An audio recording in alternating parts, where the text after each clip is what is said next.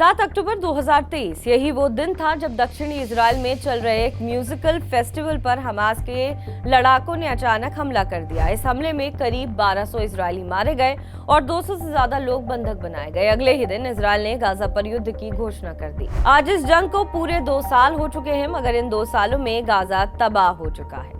2 साल बाद जाकर युद्ध को खत्म करने की कुछ ठोस पहल शुरू हुई। अमेरिकी राष्ट्रपति डोनाल्ड ट्रंप के 20 पॉइंट गाजा पीस प्लान और मिस्र में चल रही अप्रत्यक्ष वार्ता इस दिशा में एक कदम है, लेकिन विश्लेषक कहते हैं कि ये प्रयास बहुत देर से किए जा रहे हैं, जबकि गाजा में पहले ही भारी तबाही हो चुकी है। इस बीच एक रिपोर्ट में बड़ा खुलासा हुआ है। रिपोर्ट के मुताबिक इन 2 सालों में अमेरिका ने इजराइल को खुलकर सैन्य मदद पहुंचाई है। इतनी मदद के बिना इजराइल इस युद्ध को इतना लंबे समय तक जारी नहीं रख पाता।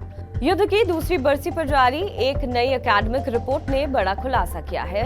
ब्राउन यूनिवर्सिटी के कोर्ट्स ऑफ वॉर प्रोजेक्ट और वॉशिंगटन स्थित Quincy Institute for Responsible Statecraft की संयुक्त स्टडी के मुताबिक अमेरिका ने पिछले 2 सालों में इजराइल को कम से कम 21.7 अरब डॉलर की सैन्य मदद दी है। इसमें बाइडेन प्रशासन के दौरान दिए गए 17.9 अरब डॉलर और मौजूदा राष्ट्रपति डोनाल्ड ट्रंप के शुरुआती 9 महीने में दिए गए 3.8 अरब डॉलर की सहायता शामिल है। रिपोर्ट के अनुसार इस मदद का एक हिस्सा पहले ही पहुंचाया जा चुका है, जबकि बाकी आने वाले सालों में दिए जाने की योजना है। रिपोर्ट में साफ कहा गया है कि अगर अमेरिका से सैन्य मदद न होती तो इजराइल गाजा में इतने लंबे समय तक अपनी सैन्य कार्रवाई जारी नहीं रख पाता।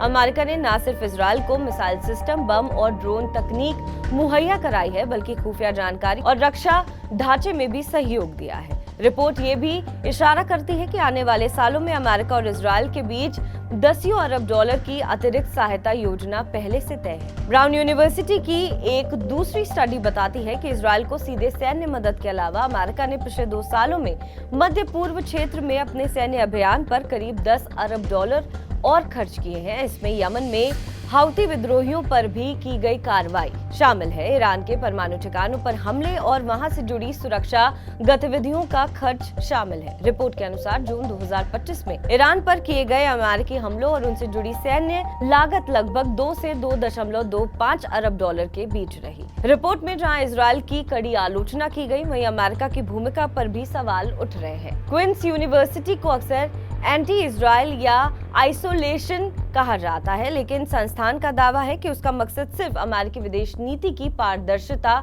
सुनिश्चित करना है। बहरहाल इस खबर पर आपका क्या कुछ कहना है, हमें कमेंट करके जरूर बताएं। बाकी देश और विदेश की तमाम बड़ी खबरों के लिए आप देखते रहें TV9 डिजिटल।